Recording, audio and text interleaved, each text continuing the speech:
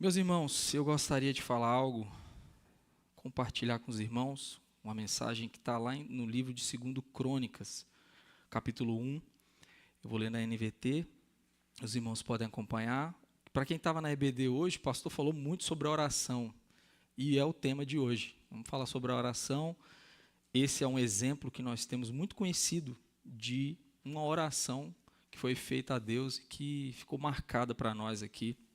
O Senhor preservou para nós. Diz assim a palavra, do 7 até o 13.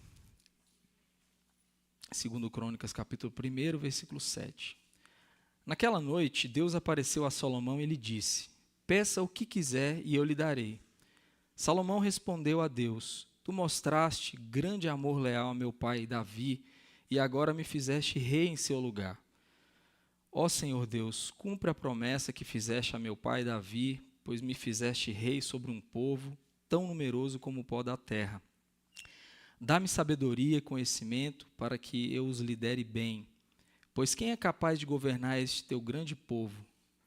Deus disse a Salomão: uma vez que esse é o seu desejo, e não pediu riqueza, nem bens, nem fama, nem a morte dos seus inimigos, nem vida longa, mas sabedoria e conhecimento para governar bem o meu povo, sobre o qual te fiz rei, certamente lhe darei a sabedoria e o conhecimento que pediu. Também lhe darei riqueza, bens e fama, como nenhum rei teve, nem jamais terá. Então Salomão voltou da tenda do encontro, no lugar de culto em Gibeon, para Jerusalém, e reinou sobre todo Israel. Vamos orar mais uma vez, irmãos? Senhor Deus Todo-Poderoso, nós, mais uma vez na Tua presença, queremos louvar o Teu nome, Senhor, te agradecer por estarmos aqui na Tua casa, ouvindo a Tua palavra. Não há lugar melhor, Deus, para estar do que na Tua presença. Nós te adoramos, te exaltamos, te louvo, Deus, por esse privilégio de compartilhar um pouco da Tua palavra. Abençoa os irmãos, aqueles que estão também acompanhando pela transmissão, que o Teu Espírito os alcance, que a Tua palavra cumpra o propósito para o qual ela será lançada nessa noite. E que ela encontre um solo fértil, um solo bom e que frutifique para a Tua glória, Senhor. Em nome de Jesus. Amém. Irmãos, uma das perguntas, a gente sabe que a oração é muito importante, não só para o pastor, né? Mas para todos os membros, os filhos de Deus. E uma das perguntas mais importantes da vida cristã é: como nós devemos orar? Já que a oração é tão importante, né, é essencial, é a respiração do cristão, é a oração, comunhão com Deus. E como então? Nos nossos dias a gente observa, né, a oração frequentemente é tratada como um meio de alcançar objetivos pessoais, conquistar prosperidade, resolver problemas, realizar sonhos, né? Muitas vezes a preocupação das pessoas está em encontrar uma forma correta de orar, palavras certas, né? Ou até uma fórmula, né? Uma fórmula que dê certo, que produza resultados. Porém, quando nós olhamos aqui para o texto, para as escrituras como um todo, né, nós vemos, irmãos, que Deus está muito menos interessado na eloquência das nossas palavras e muito mais interessado na condição do nosso coração. E esse texto mostra isso muito bem. Então, esse texto nos conduz a um momento decisivo da história do povo de Israel. Davi havia morrido, Salomão assumiu ali o trono, e apesar do reino estar bem estruturado, né, a responsabilidade era enorme. Imagina substituir Davi, né, pastor? Davi, o cara, né? E Salomão tinha consciência disso, né? Agora Deus chega diante dele, né, se apresenta a ele ali e fala algo que eu acho que qualquer um de nós gostaria de ouvir, né? Peça o que quiser e eu te darei. Imagina Deus dizendo isso para você. O que você pediria? Né? O que eu pediria? Tem até aquela figura, né, do gênio da lâmpada que aparece, tem os desejos e tudo mais. Mas aqui nós estamos falando do Deus Todo-Poderoso, Criador do universo, né? E a resposta que Salomão dá revela importantes princípios para nós aqui a respeito da oração que agrada a Deus, né? Existe um modelo, né? Existe um padrão, digamos assim. Porém, a gente vê também que a própria história de vida de Salomão nos ensina algo muito importante, que é a questão da necessidade de perseverar até o fim. Porque Salomão, décadas depois, a gente vê que ele acabou o seu coração se desviando e sendo ali, se tornando um idólatra. Então, para a gente fechar esse início, né, esse texto nos ensina, irmãos, que a oração que agrada a Deus, ela primeiro nasce de um coração quebrantado. Depois ela busca a glória de Deus acima dos interesses pessoais. E ela deve ser acompanhada de uma vida perseverante de comunhão com Deus. Então, de modo geral, se a gente pudesse resumir, né? E eu gostaria de olhar para o texto agora, o versículo 8 e 9. A primeira coisa que chama a atenção é que ele não começa pedindo. Isso é muito interessante, porque Deus fala para ele pedir, né, o que ele quisesse. Mas ele não começa pedindo, ele volta os olhos para aquilo que Deus já tinha feito na vida dele, na vida do pai dele. Ele faz um recordatório do que Deus havia feito, da misericórdia de Deus. Eu estava pensando hoje, né, não coloquei aqui, mas eu estava pensando assim, o que tinha nele na cabeça de Salomão, no coração dele? Porque ele era o filho de Batseba. E não o primeiro filho, né, que faleceu a criança. Mas ele sabia da história de como Deus foi misericordioso com o seu pai. Davi poderia ter perdido tudo ali, né? Deus poderia ter.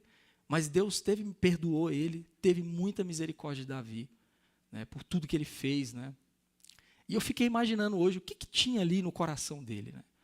Como é que ele ficou lembrando disso? Meu Deus, agora eu vou me tornar rei. Tinha outros filhos que poderiam, que inclusive tentou tomar o trono. Mas Davi escolheu ali, Deus escolheu ele. Então pensa nesse peso de responsabilidade.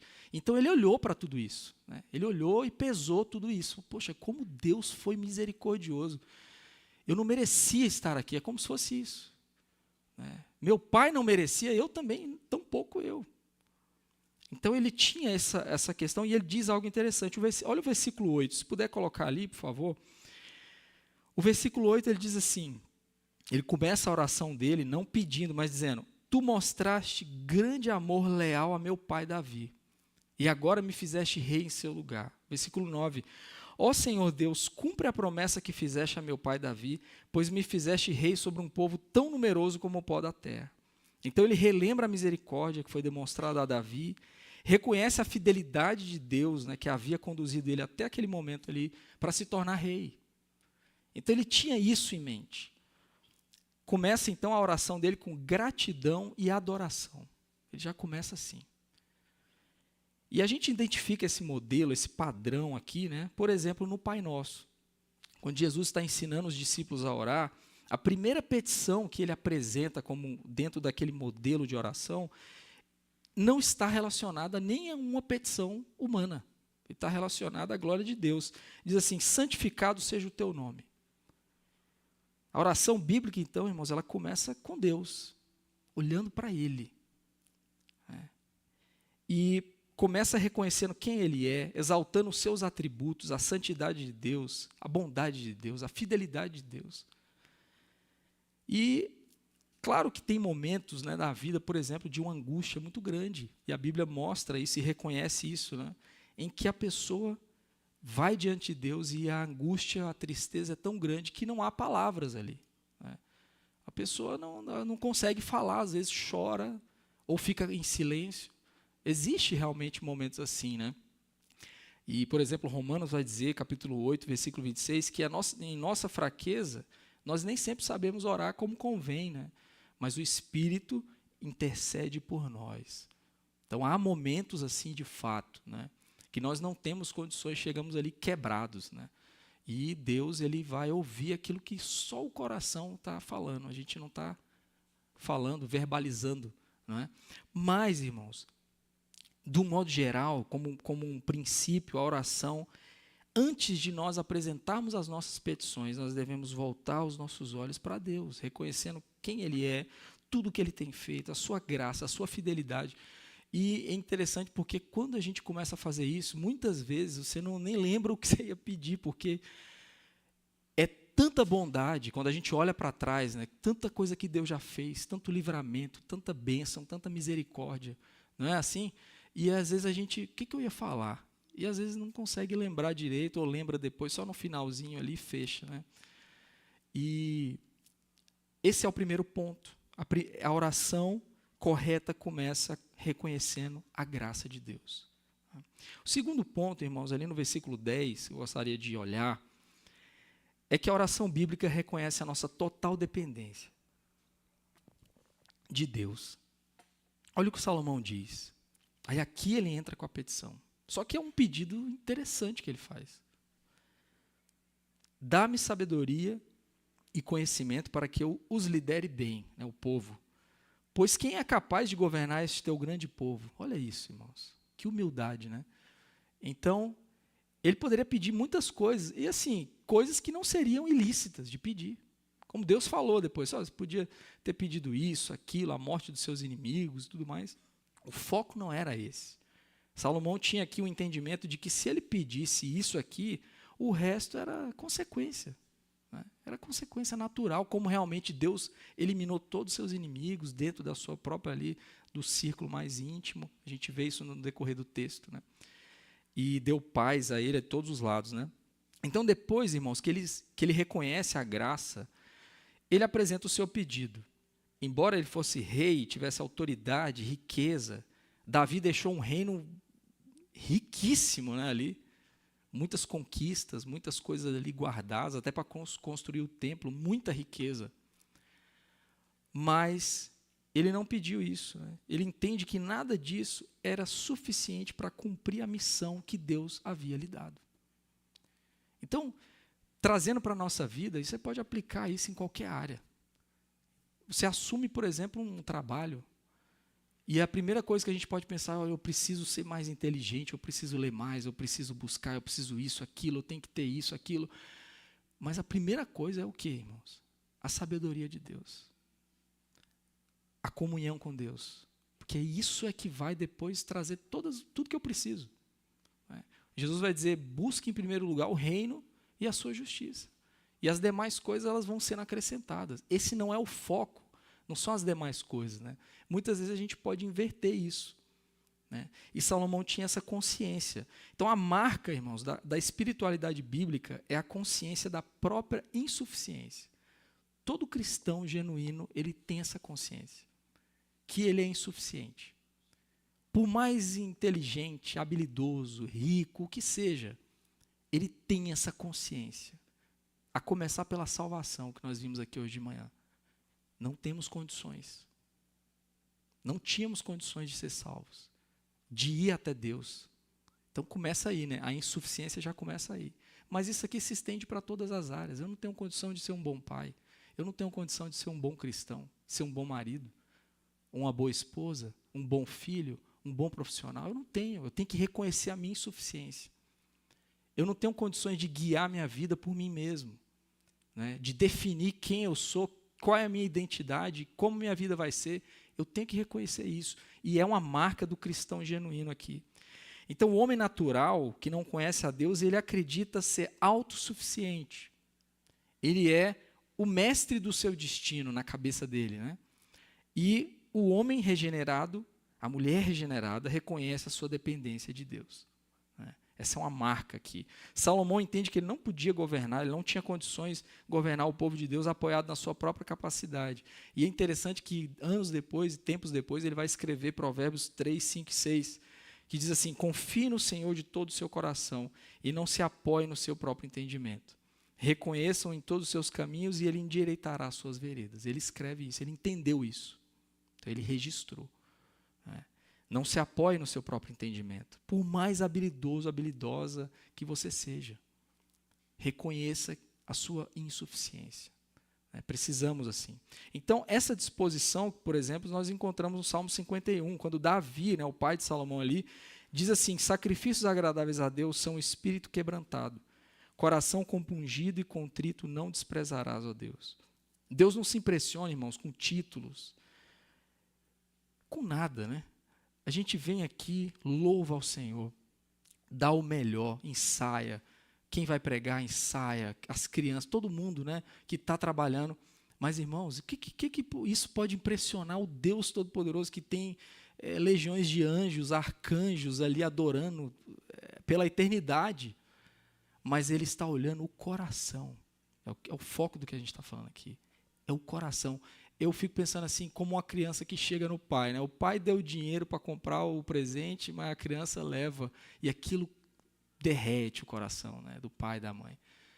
A criança, por que derrete? Mas eu que dei o dinheiro, né? Mas aquilo é o coração, né? Aquele amor, né? Aquele carinho. Quando a gente vai diante de Deus, interessado em quem Ele é, em estar com Ele, é muito diferente, irmãos.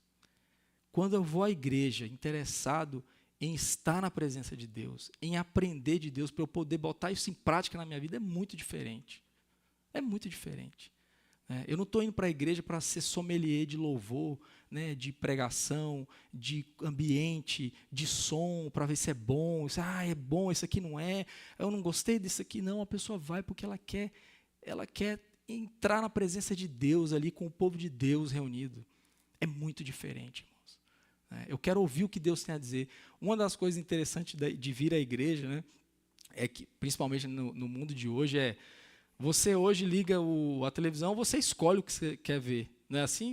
O filme hoje, você vai lá, não gostei, tira, não gostei, tira. Quando vai à igreja, é o jeito de ouvir o que está cantando, é o jeito de ouvir a pregação. Não queria ouvir esse tema, você vai ouvir esse tema, né? Isso é bom, irmãos. É bom, a gente sente que não está no controle, como de fato não estamos. Como de fato não estamos. E a gente vai ouvir o que Deus tem a dizer, mesmo que aquilo não é exatamente o que eu queria que Ele dissesse, mas é o que eu preciso ouvir. E Deus, na sua misericórdia, faz isso. Então, irmãos, a oração que agrada a Deus, um outro princípio aqui nasce de um coração humilde. Não é a expressão de alguém forte diante de Deus, mas de alguém que reconhece a sua completa incapacidade sem Ele.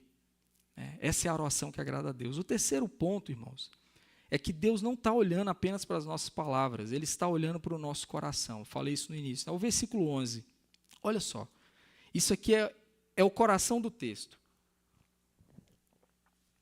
Se a gente perder aqui, a gente perde o essencial. Deus diz assim: uma vez que esse é o seu desejo, em outras versões, desejo do seu coração, e não pediu riqueza, nem bens, nem fama, nem a morte de seus inimigos, nem vida longa, mas sabedoria e conhecimento para governar bem o meu povo, sobre o qual eu fiz rei, certamente lhe darei, versículo 12, sabedoria e conhecimento, e também lhe darei riquezas, bens, famas, como nenhum outro rei teve, nem jamais terá. Então, irmãos, olha só isso. Quando Deus ouve a oração dele ali, responde com palavras que revelam esse coração do texto aqui, que é o início ali do versículo que a gente leu, visto que esse foi o desejo do teu coração.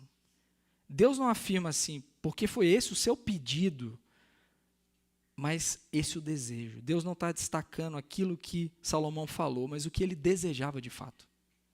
Porque ele poderia desejar todas aquelas coisas, morte dos inimigos, riquezas e tudo mais, e pedir outra coisa. Por quê? Para parecer bem diante de Deus. Percebe? A gente faz muitas vezes isso na vida, né? Eu vou agir de certa forma para que aquilo traga algum benefício para mim. Mas o meu coração é totalmente diferente daquilo. Mas aqui ele estava diante de quem vê o coração. O olhar de Deus é como uma tomografia. Qual é o mais avançado? É a tomografia, né?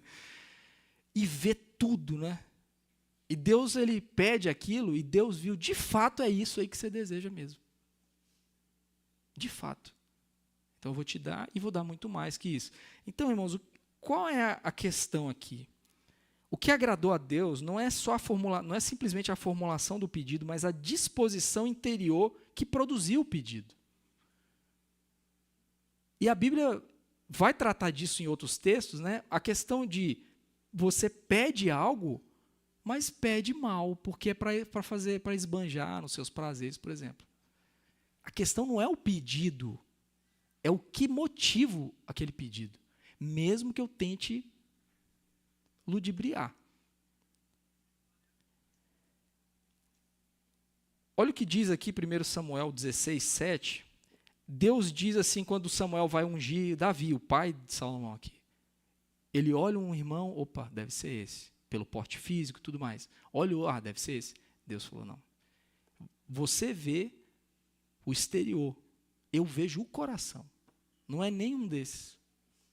Então Deus ali já mostra como ele vê. Provérbios 4:23 vai dizer, acima de todas as coisas, guarde o seu coração, pois dele depende toda a sua vida.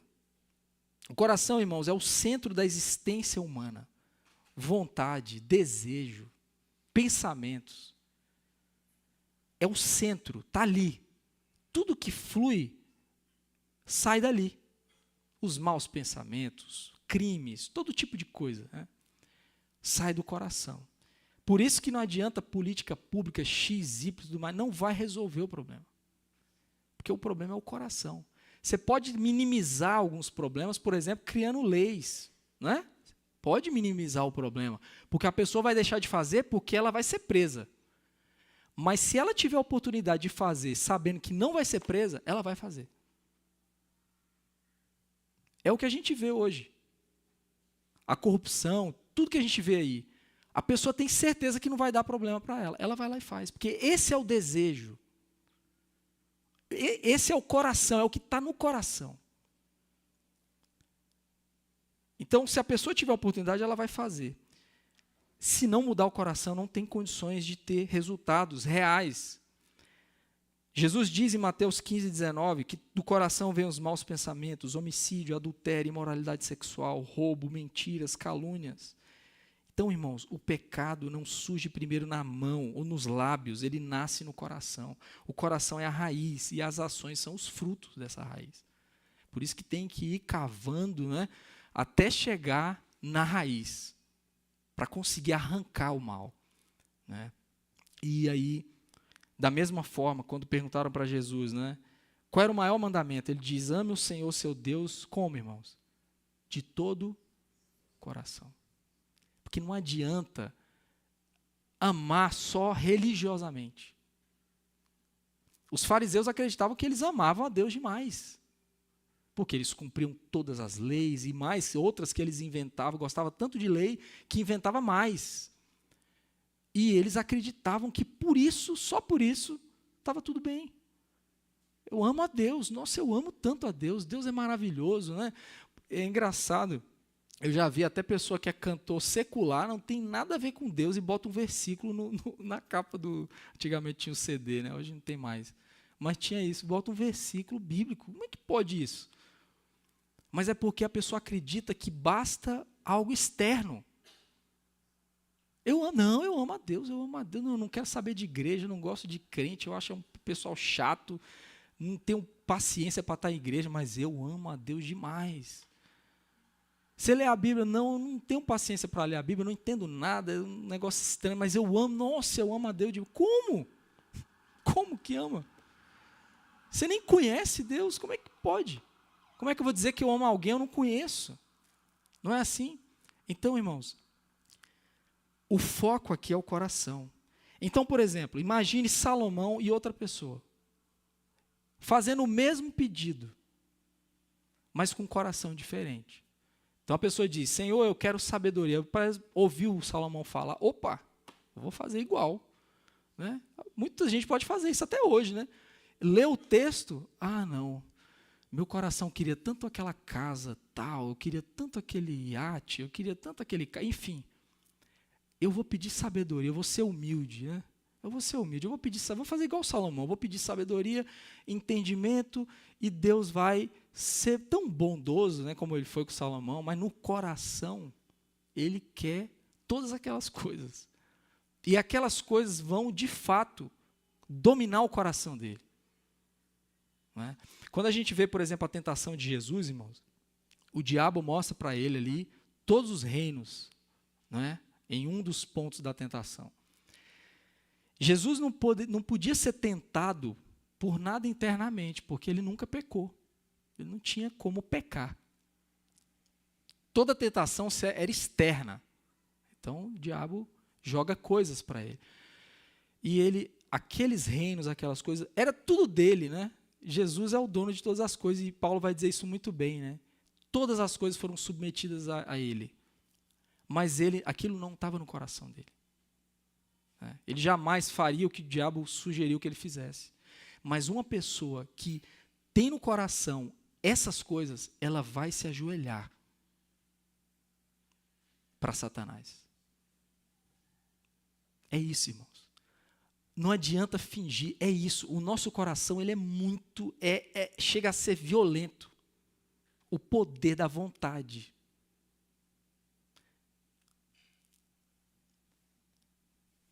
A nossa geração foca muito na questão da mente, né, no sentido da racionalidade. Mas a racionalidade, irmãos, ela é muito importante, mas ela é muito limitada nesse aspecto. O coração é quem de fato dirige todas as coisas. Dirige a pessoa. É o coração. Uma pessoa não sai de casa e abandona a família porque ela raciocinou muito. É porque o coração arrastou ela para o desejo dela. A pessoa não comete um ato de corrupção simplesmente porque ela pensou muito, ela raciocinou muito, ela analisou muito, que aquilo era algo bom, era vantajoso, não. O coração, o amor pelo dinheiro é tão forte que a pessoa comete aquilo. Ela quer aquilo, é um ídolo, é uma coisa que arrasta a pessoa. É o coração. Então, meus irmãos, quando nós olhamos aqui, Deus não está interessado naquilo que nós simplesmente pedimos, mas quais os desejos que governam o nosso coração. E aqui, irmãos, nós temos que pensar o seguinte: nem tudo, nem sempre, né, aquilo que nós desejamos é o que nós precisamos. Muitas vezes Deus não vai dar. E nem sempre receber o que nós queremos é uma expressão da bondade de Deus. Isso aqui também é muito sério. Porque a pessoa pode achar, não, eu estou prosperando, minha vida está indo para frente, eu estou conquistando, eu estou fazendo isso, eu estou fazendo aquilo. Deus não está abençoando aquela pessoa. É outra coisa. Aquilo está levando ela para um abismo. Não é? Mas o coração, ela quer aquilo. Deus até mostra na sua palavra situações em que Deus entregou o povo ali a sua vontade. Ao que tanto pedir aqui, quer tanto, então tá bom, eu vou te dar. E as consequências terríveis. Né? Então, meus irmãos, Jeremias 17:10 diz assim: eu, Senhor, esquadrinho o coração e provo os pensamentos. Deus conhece desejos ocultos, intenções secretas, ídolos escondidos. Não adianta alguém tentar reproduzir a oração de Salomão esperando receber as mesmas bênçãos, enquanto o verdadeiro desejo continua sendo riqueza, status, reconhecimento. A pessoa às vezes vem para a igreja porque ela queria alguma coisa. E aí duas coisas podem acontecer. Ou três, né? A pessoa pode se converter e entender que Deus, de fato, é o maior tesouro que ela pode ter, Cristo. Ela pode não conseguir aquela coisa e sair com raiva. Ou então ela consegue aquela coisa e agora ela já está satisfeita, ela sai também. Basicamente é isso. Quem fica, né, na presença de Deus é a pessoa que de fato entendeu que Deus é o seu maior tesouro. É como Jesus vai mostrar nas parábolas. Uma delas diz, o homem foi lá, vendeu tudo que ele tinha para comprar aquele campo, porque naquele campo ele descobriu um tesouro. É o evangelho. Então a pessoa que descobre de fato o evangelho, ela abre mão de tudo, irmãos. Seus pensamentos, suas ideias, seus planos para o futuro, tudo. E ela agarra isso, é o que há de mais precioso ali para ela agora. Né? O coração dela agora é do Senhor. Agora eu queria dizer aqui já no último ponto, a importância de guardar o coração, irmãos. Então, para a gente fechar esse ponto, o que importa, o que Deus, a pergunta que a gente tem que fazer, não é o que eu estou pedindo a Deus, mas o que meu coração realmente deseja. A gente tem que sondar, pedir a Deus para sondar. Né? E o último ponto, a importância de guardar o coração.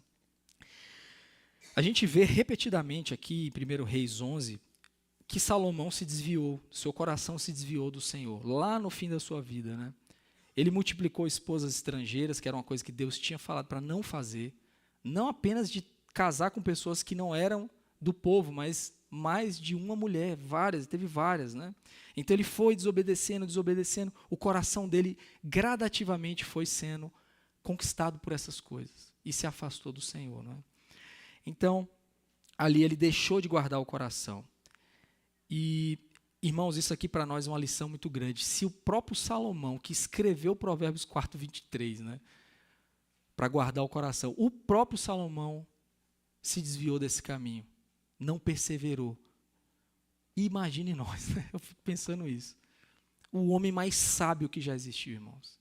Uma sabedoria extraordinária. Por isso que eu disse que a questão da racionalidade ela é muito limitada.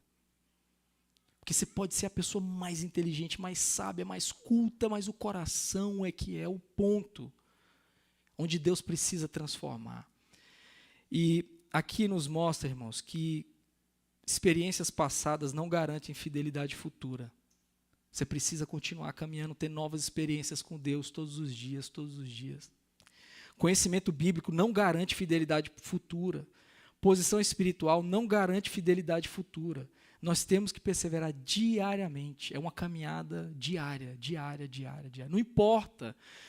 Eu já tive várias experiências com Deus. Não se apoie nisso. Não deixe de orar por causa disso. Não deixe de ler a Bíblia por causa disso. Não deixe de ir à igreja por causa disso. Eu já sou um crente de 20, 30 anos. Eu não preciso mais. Precisa. Até o último dia. Então, irmãos, a pergunta é se o nosso coração continua pertencendo a Ele inteiramente hoje. Não é ontem, não é 10 anos atrás, é hoje. Não é? Então, a grande questão da vida cristã não é meramente comportamental. Por exemplo, a psicologia ela vai ajudar em quê? Só no comportamento. Só no comportamento. Ela não consegue ir além disso. Ela vai tentar mudar o comportamento. Tenha força de vontade, para de fazer isso, para de fazer aquilo, diminui isso, diminui. Mas mudar o coração, não tem condição. Só Deus pode fazer isso, irmãos. Só Deus. Pelo Espírito Santo. Né? Então, no fundo, o que é o centro da nossa situação aqui é a adoração.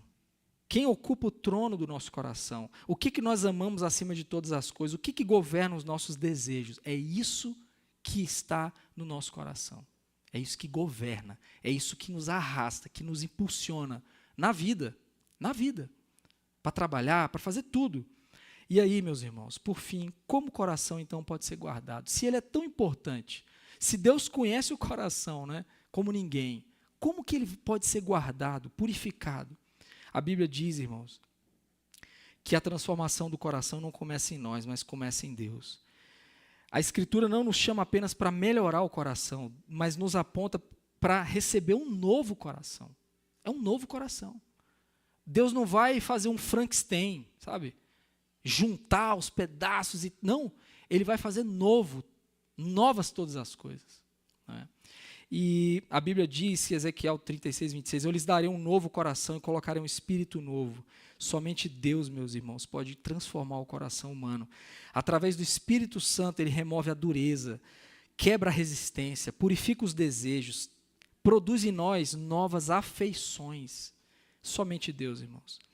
E a Bíblia nos ensina também que nós devemos vigiar e cultivar uma vida de comunhão com Deus. Então, Deus vai fazer esse lado, que é impossível para nós.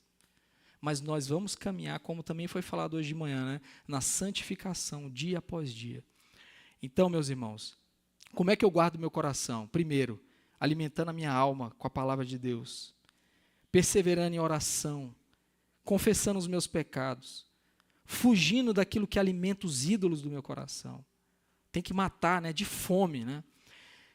E quando nós nos aproximamos continuamente de Cristo, isso vai transformando os nossos desejos, vão sendo moldados conforme aquilo que Deus nos faz em nós, né?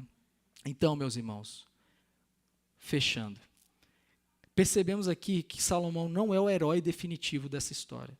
Embora ele tenha começado bem, recebido sabedoria extraordinária, né, agradado a Deus com essa oração que ele fez, ele não perseverou. E aqui é o ponto. Ele não perseverou. Seu coração se desviou e a sua história nos lembra que a nossa esperança não pode estar na nossa própria sabedoria, na nossa própria força. Por isso as Escrituras nos conduzem a alguém que é maior do que Salomão, Cristo. Ele é maior.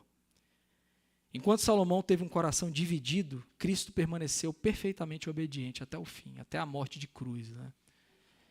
Enquanto Salomão falhou, Cristo venceu. Salomão precisava de sabedoria, Cristo é a própria sabedoria. Então a aplicação final desse sermão para nós, irmãos, não é simplesmente seja como Salomão. Não. A aplicação é corra para Cristo nessa noite. Corra para Ele nessa noite. Somente Ele pode perdoar um coração pecador, transformar um coração idólatra, produzir em nós desejos que agradam a Deus. Somente Ele. Ali, aos pés da cruz, irmãos, em total rendição, é onde o nosso coração é transformado. Que Deus nos conceda, nessa noite, um coração quebrantado, que ame a Ele acima de todas as coisas e encontre em Cristo a sua maior alegria e satisfação. Amém? Vamos orar. Senhor Deus, nós queremos te agradecer, Pai, pela tua bondade, pela tua fidelidade, pela tua palavra que nos alcançou nessa noite. Ó Deus, somente o Senhor pode mudar o nosso coração. Somente o Senhor pode ir no mais fundo, no mais profundo, ó Deus, e transformar, arrancar as raízes de amargura, raízes, ó Deus, de pecado. Ó Deus, transformar por inteiro o nosso coração. Nos dá um novo coração. Nessa noite, ó Deus, faça essa obra em nós. Alcança aqueles que estão assistindo esse vídeo, Pai. Aqueles que estão aqui. Ó Deus, muda o nosso coração, transforma a nossa vida. Que nós possamos, como aquele homem que encontrou aquele tesouro, encontrar Cristo nessa noite. E ver nele, enxergar nele toda a riqueza que nós precisamos. Ó Deus, em nome de Jesus, nós te adoramos nessa noite, te agradecemos. Amém. Meus irmãos, Deus abençoe. Acho que é o Moisés, pastor.